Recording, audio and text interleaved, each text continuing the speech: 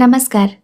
आइए सुनते हैं आचार्य चतुरसेन शास्त्री जी के द्वारा लिखी हुई एक कहानी, अम्बपालिका।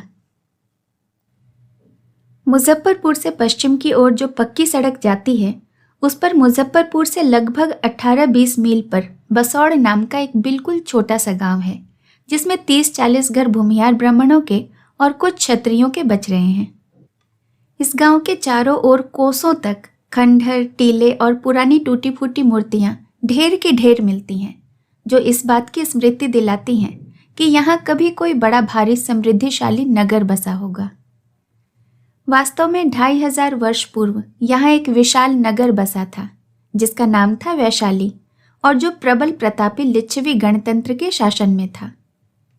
वैशाली लिच्छवी गणतंत्र की एक प्रधान नगरी और रियासत थी।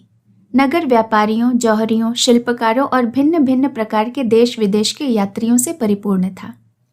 श्रेष्ठी चत्वर नगर का प्रधान बाजार था, जहां जौहरियों और बड़े बड़े व्यापारियों की कोठियां थीं, जिनकी व्यापारिक शाखाएं समस्त उत्तर भारत में फैली हुई थीं। दुकानदार स्वच्छ परिधान धारण किए पान कुचरते, हंस हंसकर ग्राहकों से बातें करते।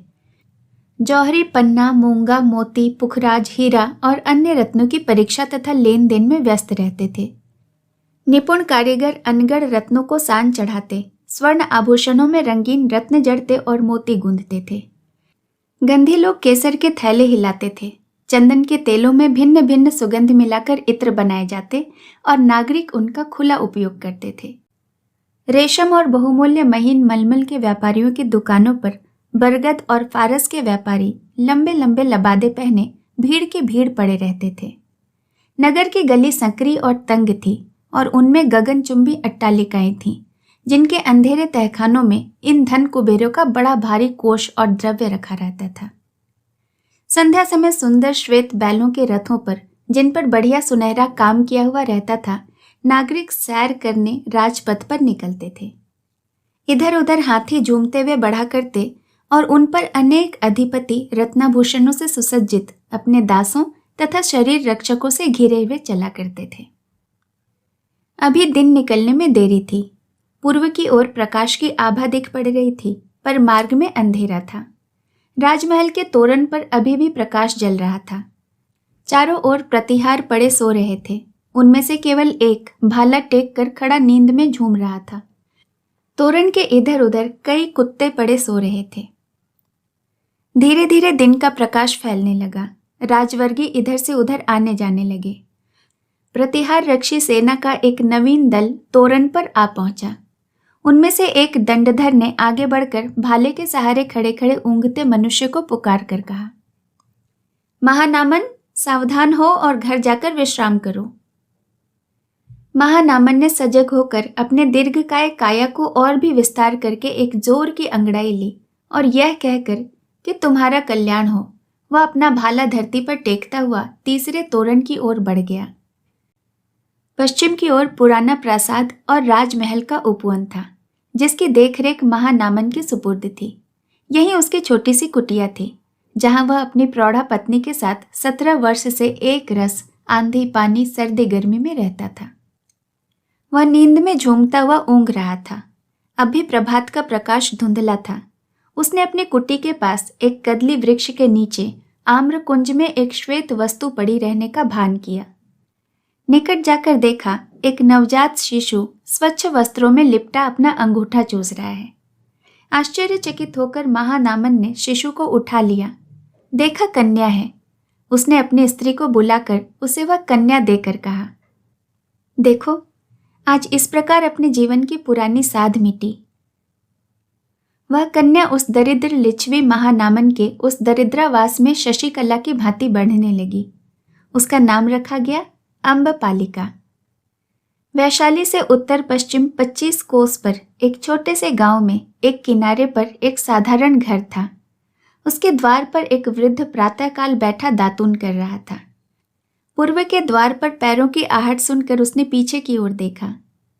एक चंपक पुष्प की कली के समान एक 10 वर्षीय अति सुंदरी बालिका, जिसके घुंघराले बाल लहलहा रहे थे, दौड़ती दौड़ती बाहर आई और वृद्ध को देख उससे लिपटने को लपकी, पर पैर फिसलने से गिर गई और गिरकर वह रोने लगी।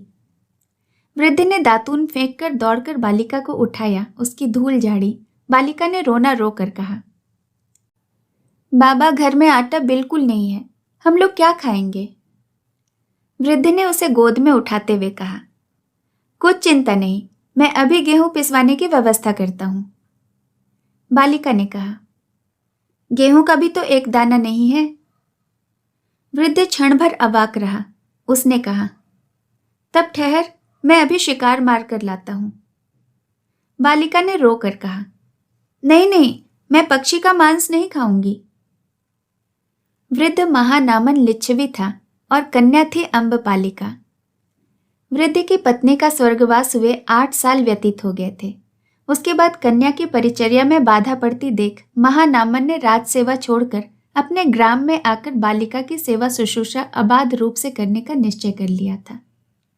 वह गत 8 वर्षों से इसी गांव में रहता था।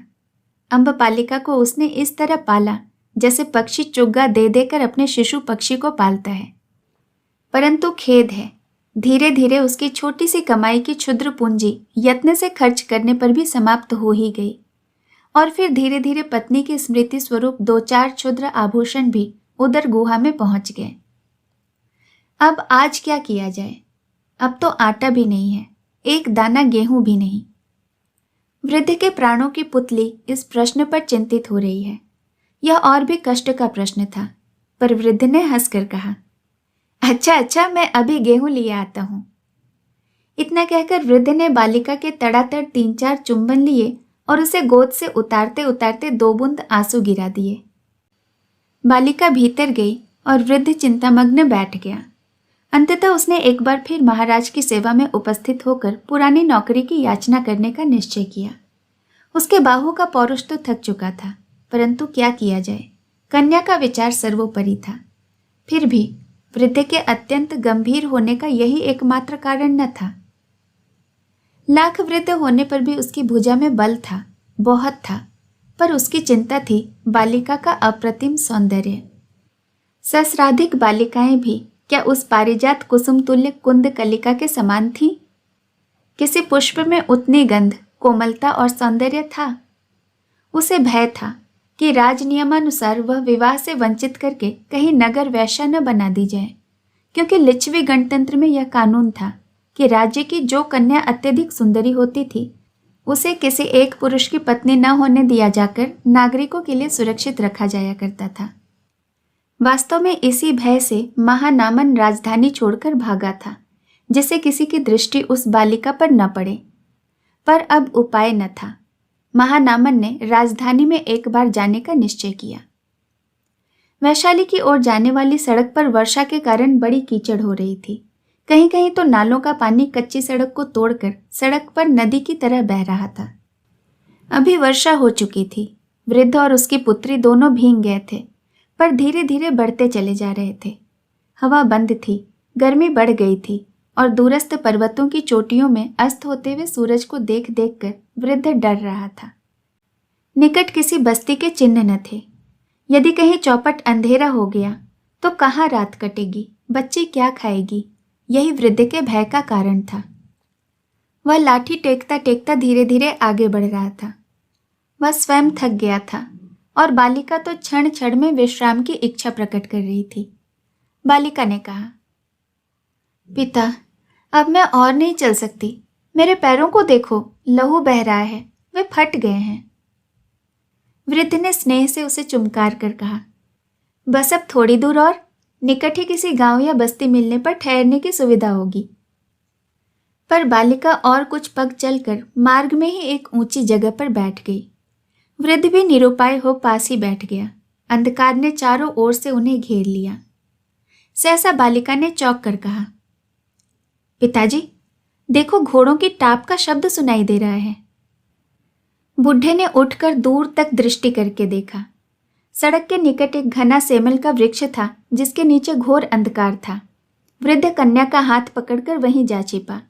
आकाश में अब भी बादल घिरे थे और फिर जोर की वर्षा होने के रंग ढंग दिख पड़ते थे। बीच बीच में बिजली भी चमक जाती थी। थोड़ी देर बाद बहुत से सवार वहां तक आ पहुंचे। वर्षा भी शुरू हो गई। सवारों ने निश्चय किया कि उसी वृक्ष के नीचे आश्रय लें। वृद्ध भय से बालिका को छाती में छिपाए वृक्ष की जड़ में छिपकर बैठ गया। सहसा बिजली की चमक में अश्वारोहियों ने वृक्ष के निकट मनुष्य में मूर्ति को देखकर कहा, अरे, वृक्ष के निकट यह कौन है? वृद्ध वहां से हटकर चुपचाप खेत में जाने लगा। तत्क्षण एक बर्छा आकर उसकी छाती को विदीर्ण कर गया। वृद्ध एक चित्कार करके धरती पर गिर गया।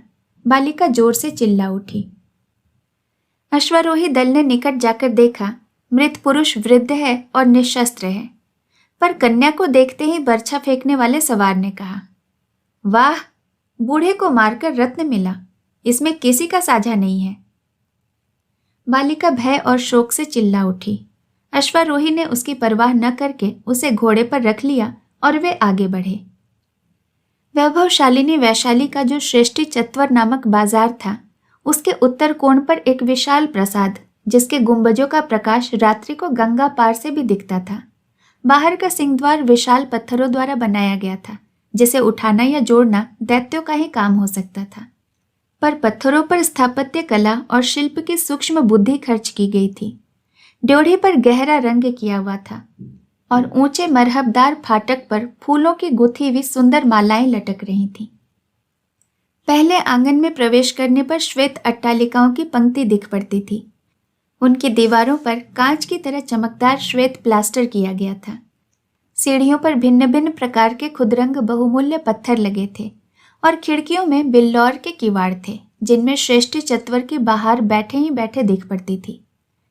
दूसरे आंगन में गाड़ी, बैल, घोड़े, हाथी बंधे थे और महावत उन्हें चावल घी खिला रहे थे। तीसरे आंगन में अतिथिशाला तथा आगत जनों के ठहरने का प्रबंध था। यहाँ बहुत सुंदर विशाल पत्थरों के खंभों पर मेहराब खड़े हुए थे। चौथे आंगन में नाट्यशाला और गायन भवन था। पांचवें आंगन में भिन्न भिन्न प्रकार के शिल्पकार और जौहरी लोग नाना प्रकार के आभूषण बना रत्नों को घिस रहे थे। छठे आंगन में भिन्न भिन्न देश के पशु पक्षी का अद्भुत संग्रह था। सातवां आंगन बिल्कुल श्वेत पत्थर का बना था और उसमें सुनहरा काम हो रहा था। इसमें 2 भीमकाय सिंह स्वर्ण की मेखलाओं से दृढ़तापूर्वक बंधे थे और चांदी के पात्रों में भरा पानी उनके निकट धरा था। गृहस्वामिनी अम्बपालिका इसी कक्ष में विराजती थी। संध्या हो गई थी। परिचारक और परिचारिकाएं दौड़ धूप कर रही थीं।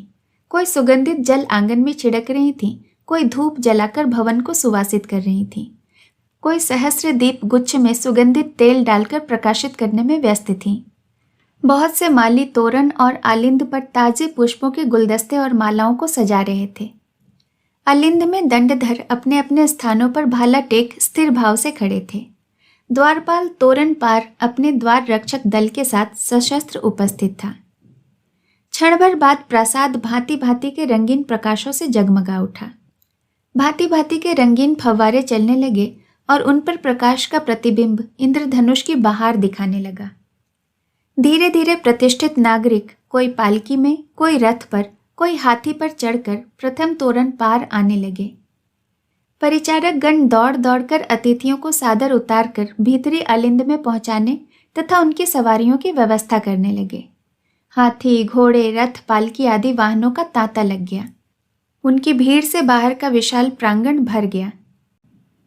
7वें तोरण के भीतर श्वेत पत्थर के विशाल सभा भवन में अम्बपालिका नागरिक युवकों की अभ्यर्थना कर रही थी। वह भवन एक टुकड़े के 64 हरे रंग के पत्थर के खंभों पर निर्मित हुआ था और इस पर रंगीन रत्नों को जड़कर फूल, पत्ती, पक्षी तथा वन के दृश्य बनाए गए थे। छत पर स्वर्ण का पत्थर मढ़ा था, जहां पर बारीक खुदाई और रंगीन मीना का काम हो रहा था। इस विशाल भवन में दुग्ध फेन के समान उज्जवल वर्ण का अति मुलायम और बहुमूल्य बिछावन बिछा था। थोड़े थोड़े अंतर से बहुत सी बेदियां पृथक पृथक बनी थीं, जहां कोमल उपधान, मध्य के स्वर्ण पात्र और प्यालियां, जुआ खेलने के पासे तथा अन्य विनोद की सामग्री, भिन्न भिन्न प्रकार के ग्रंथ, बहुमूल्य चित्र तथा अन्य बहुत सी मनोरंजन की सामग्री थी। महाप्रतिहार अलिंद तक अतिथि युवकों को लाता, वहां से प्रधान परिचारिका उसे कक्ष तक ले जाती। कक्ष द्वार पर स्वयं अम्बपालिका साक्षात रति के समान आगत जनों का हाथ पकड़कर स्वागत करती, एक वेदी पर ले जाकर बिठाती, सुगंध और पुष्पमालाओं से सत्कार करती तथा अपने हाथों से मद्य डालकर पिलाती। उस स्वर्ण सदन में रूप, यौवन, जीवन के आलोक में अर्धरात्रि तक नित्य ही माधुर्य और आनंद का प्रवाह बना रहता। सैकड़ों दासियां दौड़ धूप करके यचित वस्तु तत्काल जुटा देती। फिर कुछ ठहरकर संगीत लहरी उठती। कोमल तंतु वाद्य गंभीर मृदंग के साथ वैशाली के श्रेष्ठी पुत्रों, राजवर्गियों और कुमारों के हृदय को मसोस डालता था। वाद्य के ताल पर मोम की पुतली के समान कुमारियां मधुर स्वर से स्वर, ताल और मूर्छान में संगीत गान करती और नर्तकियां ठुमक कर नाचती। उस स्वप्न सौंदर्य के दृश्य को युवक सुगंधित मध्य के घूंट के साथ पीकर अपने जन्म को धन्य मानते थे। अम्बपालिका अब 20 वर्ष की पूर्ण युवती थी। उसका यौवन और सौंदर्य मध्याकाश में था और लिच्छवी गणतंत्र के राजा ही नहीं, मगध, कौशल और विदेह के महाराजा तक उसके लिए सदैव अभिलाषी बने रहते थे। इन सभी महान नृपतियों की ओर से रत्न, अस्त्र, हाथी आदि भेंट में आते रहते थे और अम्बपालिका अपनी कृपा और प्रेम के चिन्ह स्वरूप कभी कभी ताजे फूलों की एकाध माला तथा कुछ गंध द्रव्य उन्हें प्रदान कर दिया करती थी। विधाता ने मानो उसे स्वर्ण से बनाया था। उसका रंग गोरा ही न था, उस पर सुनहरी प्रभा थी, जैसे चंपे की अविकसित कली में होती है। उसके शरीर की लचक, अंगों की सुडौलता वर्णन से बाहर की बात थी। उस सौंदर्य में विशेषता यह थी कि समय का अत्याचार भी उस सौंदर्य को नष्ट न कर सका था। जैसे मोती का पर्त उतार देने से नई आभा, नया पानी दमकने लगता है, उसी प्रकार अम्बपालिका का शरीर प्रति वर्ष निखार पाता था। उसका कद कुछ लंबा, देह मांसल और उस पर कमर इतनी पतली थी कि उसे कटिबंधन बांधने की आवश्यकता ही नहीं पड़ती थी।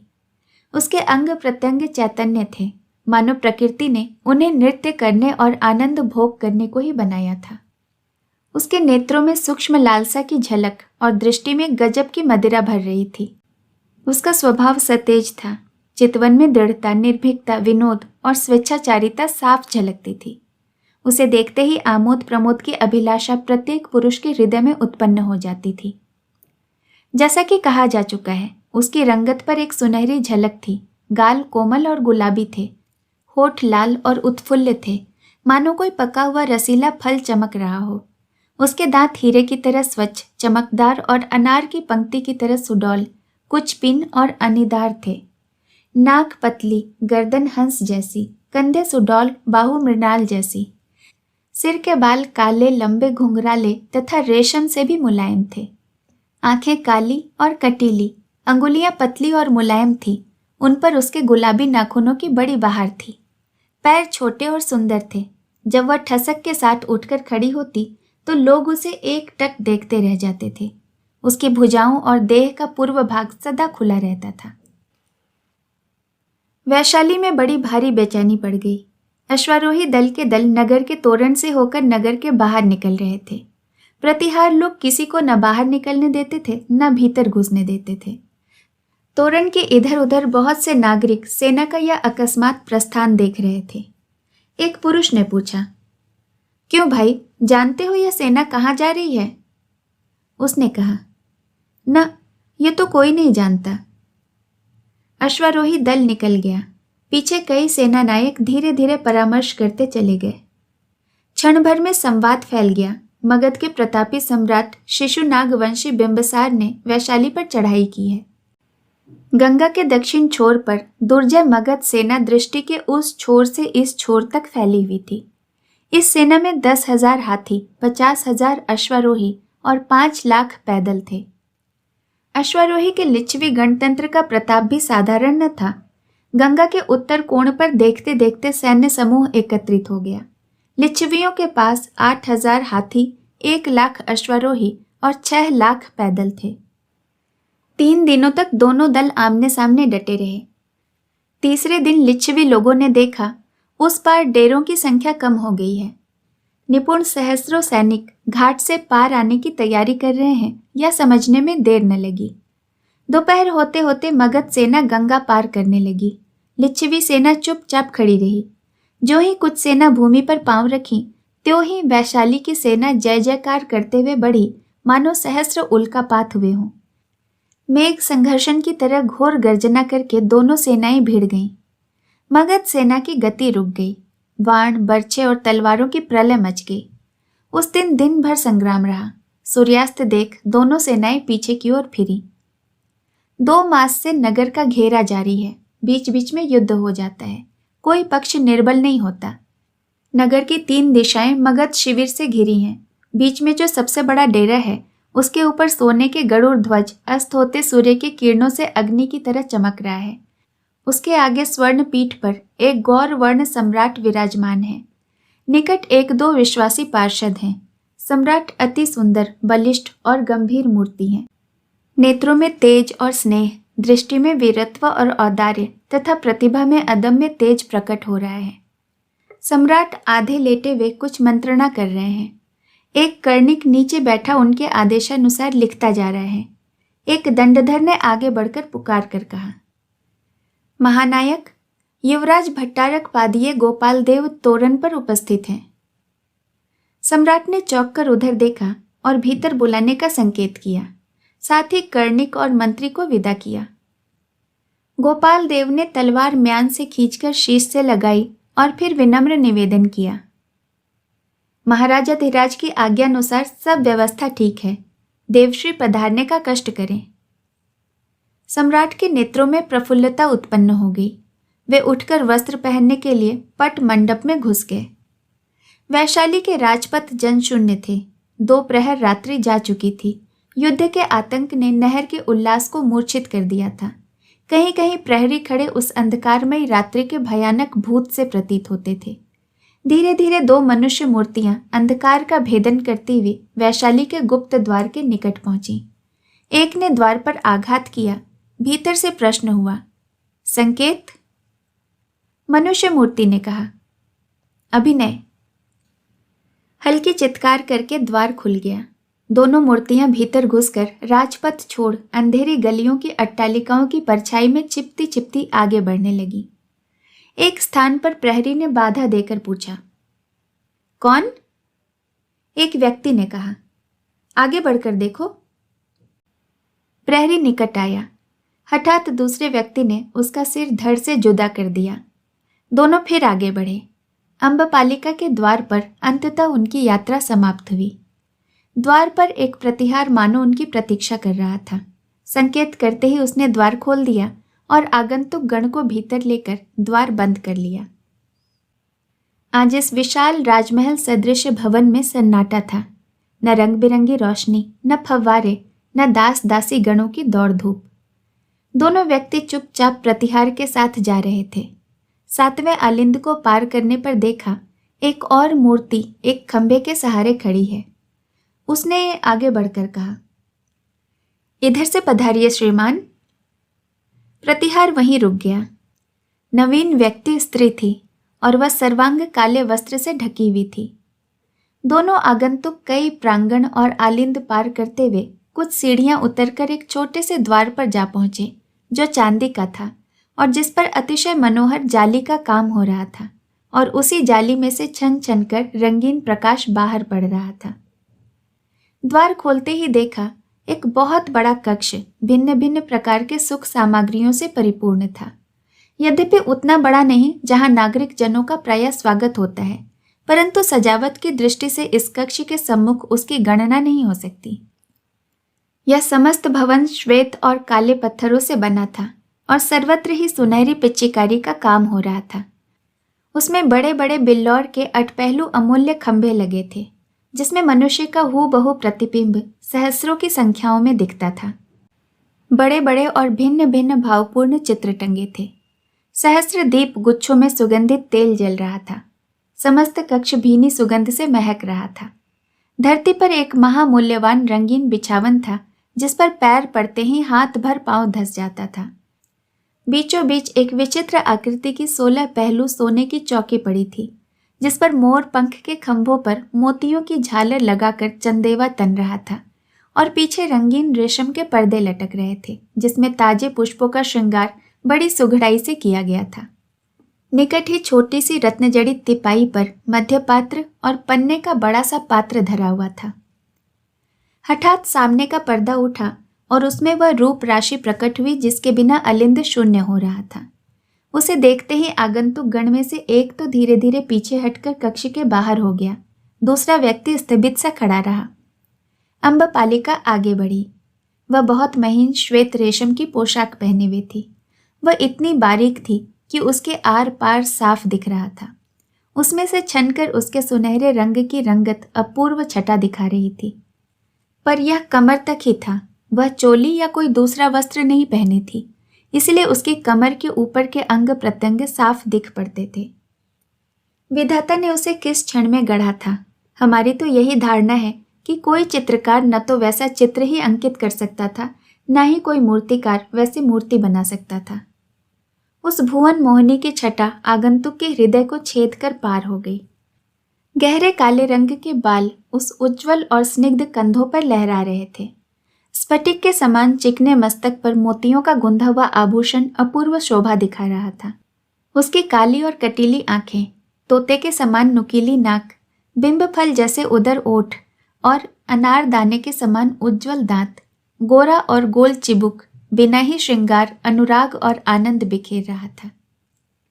अब से 2500 पूर्व वर्ष की यह वैशाली की वैश्या ऐसी ही थी। मोती की कोर लगी हुई सुंदर ओढ़नी पीछे की ओर लटक रही थी और इसीलिए उसका उन्मत्त कर देने वाला मुख साफ साफ देखा जा सकता था। वह अपनी पतली कमर में ढीला सा बहुमूल्य रंगीन शॉल लपेटे थी। हंस के समान उज्जवल गर्दन में अंगूर के बराबर मोतियों की माला लटक रही थी और गोरी गोरी गोल कलाइयों में नीलम के कंगन पड़े हुए थे। उस मकड़ी के जाले के समान बारीक उज्जवल परिधान के नीचे सुनहरे तारों की बुनावट का एक अद्भुत घाघरा था, जो उस प्रकाश में बिजली की तरह चमक रहा था। पैरों में छोटी छोटी लाल रंग की उपानत थी, जो सुनहरे फीते को कस रही थी। उस समय कक्ष में गुलाबी रंग का प्रकाश हो रहा था। उस प्रकाश में अम्बपालिका का मानो पर्दा चीरकर इस रूप रंग में प्रकट होना आगंतुक व्यक्ति को मूर्तिमती मदिरा का सा अवतरण प्रतीत हुआ। वह अभी भी स्तब्ध खड़ा था। धीरे धीरे अम्बपालिका आगे बढ़ी। उसके पीछे 16 दासियां एक ही रूप और रंग की मानो पाषाण प्रतिमाएं ही आगे बढ़ रही हों। अम्बपालिका धीरे धीरे आगे बढ़कर आगंतुक के निकट आकर झुकी और फिर घुटने के बल बैठकर उसने कहा, परमेश्वर, परम वैष्णव, परम भट्टारक महाराजाधिराज की जय हो। इसके बाद उसने सम्राट के चरणों में प्रणाम करने को सिर झुका दिया। दासियां भी पृथ्वी पर झुक गईं। आगंतुक महाप्रतापी मगध सम्राट बिंबसार थे। उन्होंने हाथ बढ़ाकर अम्बपालिका को ऊपर उठाया। अम्बपालिका ने निवेदन किया, महाराजाधिराज सिंहासन पर विराजें। सम्राट ने ऊपर का परिच्छद उतारकर फेंका और वे सिंहासन पर विराजमान हुए। अम्बपालिका ने नीचे धरती पर बैठकर सम्राट का गंध पुष्प आदि से सत्कार किया। इसके बाद उसने अपनी मद भरी आंखें सम्राट पर डालकर कहा, महाराजाधिराज ने बड़ी अनुकंपा की, बड़ा कष्ट किया। सम्राट ने किंचित मोहक स्वर में कहा, अम्बपाली, यदि मैं यह कहूं कि मैं केवल विनोद के लिए आया हूं तो यह यथार्थ नहीं। तुम्हारे रूप गुण की प्रशंसा सुनकर स्थिर नहीं रह सका और इस कठिन युद्ध में व्यस्त होने पर भी तुम्हें देखने के लिए शत्रुपुरी में घुस आया, परंतु तुम्हारा प्रबंध धन्य है। अम्बपालिका ने लज्जित होकर जरा सा मुस्कुराकर कहा, मैं पहले ही सुन चुकी हूं कि देव स्त्रियों की चाटुकारी में बड़े प्रवीण हैं। सम्राट, चाटुकारी नहीं अम्बपालिके, तुम वास्तव में रूप और गुण दोनों में अद्वितीय हो। अम्बपालिका, श्रीमान, मैं कृतार्थ हुई। इसके बाद वह अपने मुक्ता विनिंदित दांतों की छटा दिखाते हुए सम्राट की सेवा में खड़ी हुई। सम्राट ने प्याला ले उसे खींचकर बगल में बैठा लिया। संकेत पाते ही दासियों ने क्षण भर में गायन वाद्य का सरंजाम जुटा दिया।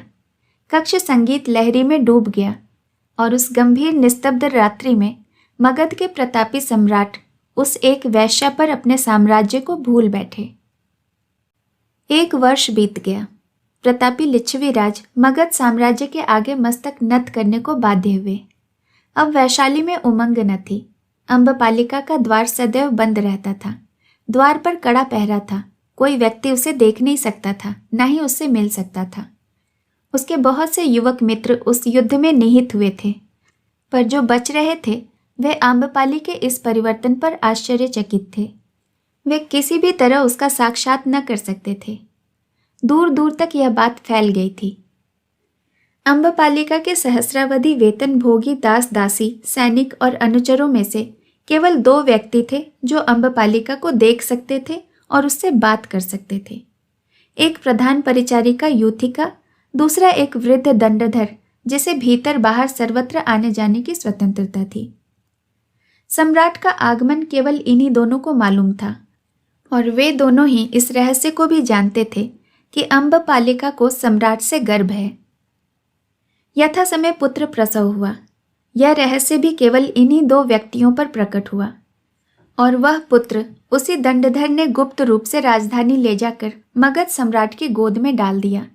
अम्बपालिका का अनुरोध सुनाकर उसने कहा, महाराजा धीराज की सेवा में मेरी स्वामिनी ने निवेदन किया है कि उनकी तुच्छ भेंट स्वरूप मगध के भावी सम्राट आपके चरणों में समर्पित हैं। सम्राट ने शिशु को सिंहासन पर डालकर वृद्ध दंडधर से उत्फुल्ल नयन करके कहा, मगध के सम्राट को झटपट अभिवादन करो। दंडधर ने कोष से तलवार निकालकर मस्तक पर लगाई और 3 बार जयघोष करके तलवार शिशु के चरणों में रख दी। सम्राट ने तलवार उठाकर वृद्ध की कमर में बांधते बांधते कहा, अपनी स्वामिनी को मेरी यह तुच्छ भेंट देना। यह कहकर उन्होंने एक वस्तु वृद्ध के हाथ में चुपचाप दे दी। वह वस्तु क्या थी यह ज्ञात होने का कोई उपाय नहीं। भगवान बुद्ध वैशाली में पधारे हैं और अम्बपालिका की बाड़ी में ठहरे हैं। आज हठात अम्बपालिका के महल में हलचल मच रही है। सभी दास दासी, प्रतिहार, द्वारपाल दौड़ धूप कर रहे हैं। हाथी, घोड़े, पालकी, रथ सज रहे हैं। सवार शस्त्र सज्जित हो रहे हैं। अम्बपालिका भगवान बुद्ध के दर्शनार्थ बाड़ी में जा रही है। 1 वर्ष बाद आज वह फिर सर्वसाधारण के सम्मुख निकल रही है। समस्त वैशाली में यह समाचार फैल गया है। लोग झुंड के झुंड उसे देखने राजमार्ग पर डट गए हैं। अम्बपालिका एक श्वेत हाथी पर सवार होकर धीरे धीरे आगे बढ़ रही है। दासियों का पैदल झुंड उसके पीछे है। उसके पीछे अश्वारोही दल है और उसके बाद हाथियों पर भगवान की पूजा सामग्री। सबसे पीछे बहुत से वाहन, कर्मचारी और पौरगण। अम्बपालिका एक साधारण पीतवर्ण परिधान धारण किए अधोमुख बैठी है। एक भी आभूषण उसके शरीर पर नहीं है। बाड़ी से कुछ दूर ही उसने सवारी रोकने की आज्ञा दी। वह पैदल भगवान के निवास तक पहुंची। पीछे 100 दासियों के हाथ में पूजन सामग्री थी। तथागत बुद्ध की अवस्था 80 को पार कर गई थी। एक गौरवर्ण, दीर्घकाय, श्वेत केश, कृत किंतु बलिष्ठ महापुरुष पद्मासन में शांत मुद्रा में एक सघन वृक्ष की छाया में बैठे थे। सहस्रावधिक शिष्यगण दूर तक मुंडित शिर और पीत वस्त्र धारण किए स्तब्ध से श्रीमुख के प्रत्येक शब्द को हस्तपटल पर लिख रहे थे। आनंद नामक शिष्य ने निवेदन किया, प्रभु, अम्बपालिका दर्शनार्थ आई है। तथागत ने किंचित हास्य से अपने करुण नेत्र ऊपर उठाए। अम्बपालिका धरती में लौटकर कहने लगी, प्रभु, त्राहि माम त्राहि माम। भगवान ने कहा, कल्याण कल्याण।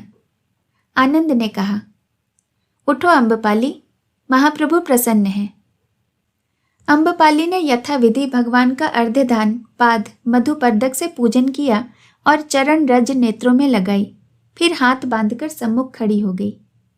भगवान ने हंसकर कहा, अब और क्या चाहिए अम्बपाली? प्रभु, भगवन, इस अपदार्थ का आतिथ्य स्वीकार हो। इन चरण कमलों की देव दुर्लभ रजकण किंकरी की कुटिया को प्रदान हो। प्रभु ने करुण स्वर में कहा, तथास्तु। भिक्षुगण सहस्र कंठ से जयोल्लास से चिल्ला उठे। परंतु यह क्या? उस नाद को विदीर्ण करता हुआ एक और नाद उठा।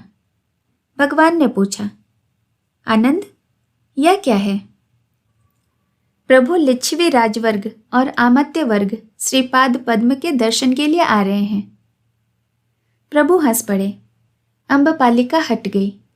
प्रतापी लिच्छवी राजगण, राजकुमार, अमर्त्य वर्ग और अंतःपुर ने साथ ही भगवान के चरणों में महान मस्तक झुका दिए। भगवान ने कहा, कल्याण कल्याण। महाराज ने पद्धूलि मुकुट पर लगाकर कहा, महाप्रभु, यह तुच्छ राजधानी इन चरणों के पधारने से कृतज्ञ हुई। परंतु प्रभु, यह वैश्या की बाड़ी है, श्री चरणों के योग्य नहीं। प्रभु के लिए राजप्रसाद प्रस्तुत है और राजवंश प्रभु पद सेवा को बहुत उत्सुक है। भगवान ने हंसकर कहा, तथागत के लिए वैश्य और राजा में क्या अंतर है? तथागत समदृष्टि है। प्रभु तब कल का आतिथ्य राजपरिवार को प्रदान कर कृतार्थ करें। वह तो मैं अम्बपालिका का स्वीकार कर चुका हूं।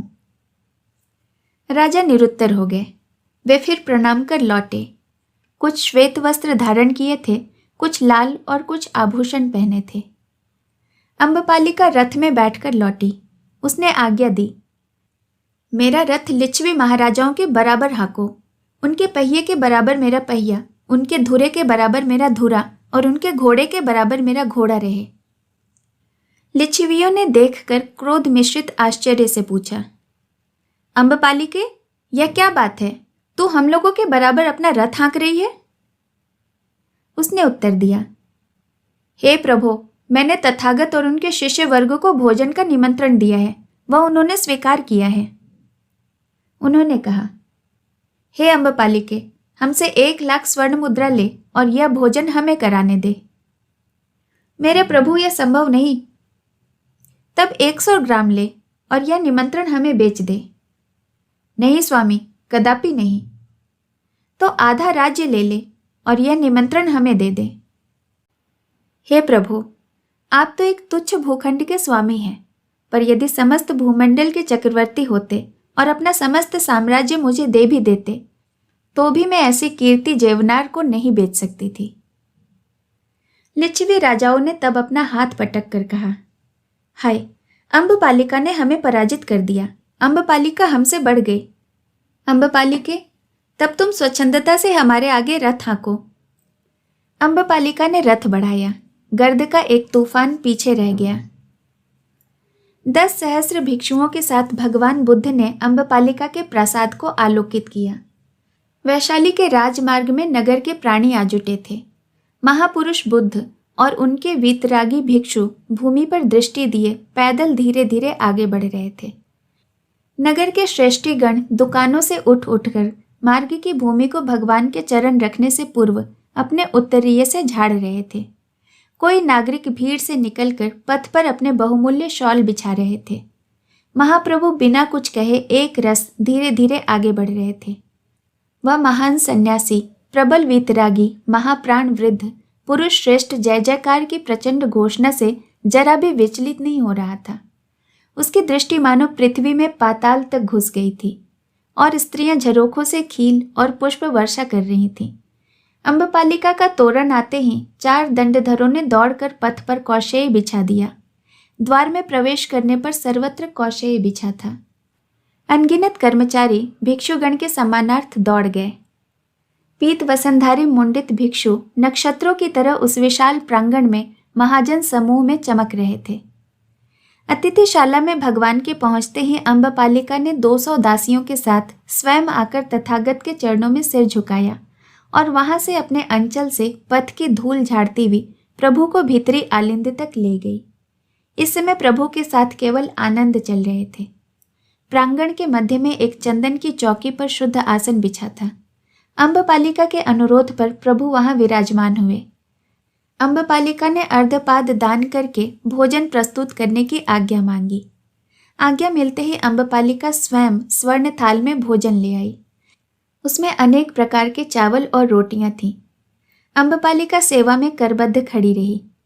भगवान ने मौन होकर भोजन किया और तृप्त होकर कहा, बस। अम्बपालिका के नेत्रों से अश्रुधारा बही। प्रभु जो ही शुद्ध होकर आसन पर विराजे, अम्बपालिका ने पृथ्वी में गिरकर प्रणाम किया।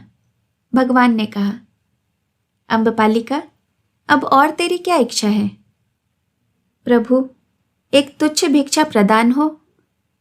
तथागत ने गंभीर होकर कहा, क्या? प्रभु, आज्ञा कीजिए, कोई भिक्षु अपना उत्तरीय प्रदान करे। आनंद ने उत्तरीय उतार कर अम्बपालिका को दे दिया। क्षण भर के लिए अम्बपालिका भीतर गई, परंतु दूसरे ही क्षण वह उसी वस्त्र से अंग लपेटे आ रही थी। उस बौद्ध भिक्षु के प्रदान किए एकमात्र वस्त्र को छोड़कर उसके पास और कोई वस्त्र न था, न ही आभूषण। उसके नेत्र से अविरल अश्रुधारा बह रही थी। भगवान विमूढ़ उसका व्यापार देख रहे थे। वह आकर भगवान के सम्मुख फिर लौट गई। भगवान ने शुभ हस्त से उसे स्पर्श करके कहा, उठो, उठो हे कल्याणी, तुम्हारी इच्छा क्या है? महाप्रभु, अपवित्र दासी की घृष्टता क्षमा हो। यह महानारी शरीर कलंकित करके मैं जीवित रहने पर बाधित की गई। शुभ संकल्प से मैं वंचित रही। प्रभु, यह समस्त संपदा कलुषित तप का संचय है। मैं कितनी व्याकुल, कितनी कुंठित, कितनी शून्य हृदया रहकर अब तक जीवित रही हूँ, यह कैसे कहूँ। मेरे जीवन में 2 ज्वलंत दिन आए। प्रथम दिन के फलस्वरूप मैं आज मगध के भावी सम्राट की राजमाता हूँ, परंतु भगवान, आज के महान पुण्य योग के फलस्वरूप अब मैं इससे भी उच्च पद प्राप्त करने की दृढ़ अभिलाषा करती हूँ। महाप्रभु प्रसन्न हो। जब भगवान की चरण रज से यह घर पवित्र हुआ है, तब यहाँ विलास और पाप कैसा? उसकी सामग्री ही क्यों, उसकी स्मृति ही क्यों? इसलिए भगवान के चरण कमलों में यह सारी संपदा, महल, अटारी, धन, कोष, हाथी, प्यादे, रथ, वस्त्र, भंडार आदि सभी समर्पित हैं। प्रभु ने भिक्षा का उत्तरीय मुझे भिक्षा में दिया है। मेरे शरीर की लज्जा निवारण को यह बहुत है स्वामी। आज से अम्बपाली भिक्षुणी हुई। अब यह इस भिक्षा में प्राप्त पवित्र वस्त्र को प्राण देकर भी सम्मानित रखेगी। हे प्रभु, आज्ञा हो। इतना कहकर अविरल अश्रुधारा से भगवत चरणों को धोती हुई अम्बपालिका बुद्ध के चरण रज नेत्रों से लगाकर उठी और धीरे धीरे महल के बाहर चली गई। महावीतराग बुद्ध के नेत्र आप्यायित हुए। उन्होंने तथास्तु कहा और खड़े होकर उसका सिर स्पर्श करके कहा, कल्याण कल्याण। सहस्र सहस्र कंठ से जय अम्बपालिके का गगन भेदी नाद उठा। सहस्रों नर नारी पीछे चले। अम्बपालिका उस पीत परिधान को धारण किए, सिर नीचा किए पैदल उसी राजमार्ग से भूमि पर दृष्टि दिए धीरे धीरे नगर से बाहर जा रही थी और उसके पीछे समस्त नगर उमड़ा जा रहा था। खिड़कियों से पौर वधुएं पुष्प और खील वर्षा कर रही थीं। भगवान ने कहा, हे आनंद, यह स्थान बौद्ध भिक्षुओं का प्रथम विहार होगा। बौद्ध भिक्षु यहाँ रहकर सन्मार्ग का अन्वेषण करेंगे। यही तथागत की इच्छा है। आनंद ने सिर झुकाया। भिक्षु मंडल जयनाद कर उठा। बुद्ध भगवान धीरे धीरे नगर के राजमार्ग से आते हुए अम्बपालिका की बाड़ी में आकर अपने आसन पर विराजमान हुए। कुछ दूर एक वृक्ष की जड़ में अम्बपालिका स्थिर बैठी थी। भगवान को स्थिर देखकर वह उठी और धीर भाव से प्रभु के सम्मुख आकर खड़ी हो गई। भगवान ने उसकी ओर देखा। अम्बपालिका ने विनयावत होकर कहा, बुद्धम शरणम गच्छामि, धम्मम शरणम गच्छामि, संघम शरणम गच्छामि। तथागत स्थिर हुए। उन्होंने तत्काल पवित्र जल उसके मस्तक पर सिंचन किया और पवित्र वाक्यों का उपदेश देकर कहा, भिक्षुओं, महासाध्वी अम्बपालिका का स्वागत करो। फिर जयनाथ से दिशाएं गूंज उठी और अम्बपालिका तथागत तथा अन्य वृद्ध भिक्षुओं को प्रणाम करके वहां से चल दी और फिर वैशाली के पुरुष उसे देख न सके। इस कहानी को सुनने के लिए आपका बहुत बहुत धन्यवाद। दोस्तों, ऐसी और भी कहानियाँ सुनने के लिए आप मेरे चैनल को ज़रूर सब्सक्राइब करें। जल्द मिलूंगी एक नई कहानी के साथ। नमस्कार।